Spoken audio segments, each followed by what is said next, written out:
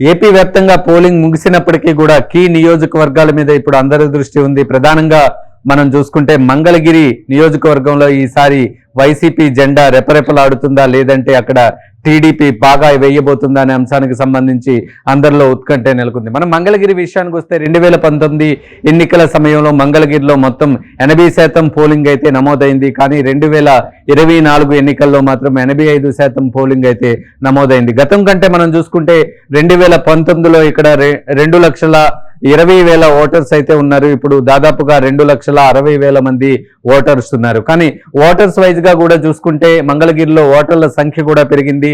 అదేవిధంగా 2024లో polling percentage కూడా పెరిగింది. అయితే గతం కంటే చూసుకుంటే ఈసారి ఈ నియోజకవర్గంలో లోకేష్ గత 2 సంవత్సరాలుగానే కష్టపడుతూ ఉన్నారు.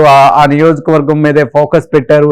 ఎన్నికల్లో కూడా తీవ్ర స్థాయిలో ప్రచారం అయితే చేశారు. మరొక వైపు వైసీపీ అభ్యర్థి లావణ్య ఎవరైతే ఉన్నారో ప్రచారంలో కాస్త వెనకబడినట్టుగానే మనకు కనిపించారు. ఓవరాల్ గా చూసుకుంటే ఇక్కడ వైసీపీ గట్టి పోటీయే ఇస్తుంది. సిట్టింగ్ గా ఉన్న వైసీపీకి సిట్టింగ్ స్థానంగా ఉన్న ఈ మంగళగిరి ఈసారి టీడీపీ కైవసం చేసుకునే అవకాశాలే స్పష్టంగా కనిపిస్తున్నాయనేది మనకు అందుతున్న సమాచారం. నియోజకవర్గం వ్యాప్తంగా ఉన్న 5 మండలాల్లో కూడా టీడీపీ పూర్తి స్థాయిలో ముందంజలో ఉన్నట్టుగా తెలుస్తూ ఉంది. మొత్తం ఈసారి ఇక్కడ మంగళగిరి నుంచి లోకేష్ గెలిచి అసెంబ్లీకి వెళ్ళబోతున్నారు. గతంలో 2019 ఎన్నికల్లో లోకేష్కి ఇక్కడ నుంచి పరాభవం ఎదురైంది.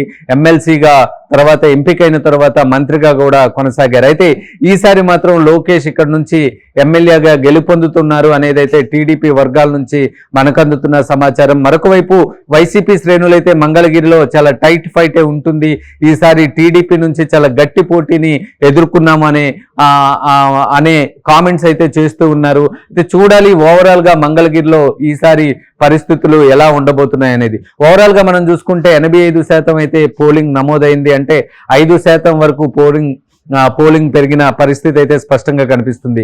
ఈ పర్సెంటేజ్ పెరగడం అనేది ఖచ్చితంగా ప్రతిపక్ష పార్టీకి అనుకూలంగా ఉండే అవకాశాలే స్పష్టంగా కనిపిస్తున్నాయి. ఎందుకంటే మంగళగిరి నియోజకవర్గంలో ఈసారి మాత్రం టీడీపీ పాగా వేయటానికి చాలా కష్టపడినట్టుగానే తెలుస్తుంది. మొత్తం రాష్ట్ర వ్యాప్తంగా కూడా ఈసారి టీడీపీ చాలా గట్టి పోటీనే ఎదుర్కొందని చెప్పుకోవాలి. ఒకవేళ మంగళగిరిలో లోకేష్ గెలిచినప్పటికీ కూడా చాలా బొటాబొటీ మెజార్టీతోనే బయటపడే అవకాశాలు అయితే స్పష్టంగా కనిపిస్తున్నాయి. ఎందుకంటే ఈ 5 మండలాల్లో కూడా వైసీపీ గట్టి పోటీనే ఇచ్చింది. లావణ్య ప్రచారంలో వెనకున్నప్పటికీ కూడా స్థానికంగా ఉన్న కేడర్ అంతా కూడా వైసీపీకి బూత్ మేనేజ్మెంట్ ని చాలా తీవ్ర స్థాయిలో చేశారు. చాలా పక్కా ప్రణాళికతో చేసిన నేపథ్యం అయితే క్లియర్ గా కనిపించింది. దీంతో ఈ మంగళగిరి నియోజకవర్గంలో మాత్రం గట్టి పోటీ ఉండే అవకాశాలే స్పష్టంగా కనిపిస్తున్నాయి అనేదైతే మనకు అందుతున్న సమాచారం. ఇప్పటి వరకు ఉన్న లెక్కలన్నీ మనం చూసుకుంటే 2019లో 80% పోలింగ్ అయితే అయింది. అప్పుడు లోకేష్ కు 1,00,000 ఓట్ల వరకు వచ్చాయి. అయితే ఈసారి 85% వరకు పోలింగ్ అయింది. పోలింగ్ పర్సంటేజ్ 85% అక్కడ నమోదైన పరిస్థితి కనిపిస్తుంది.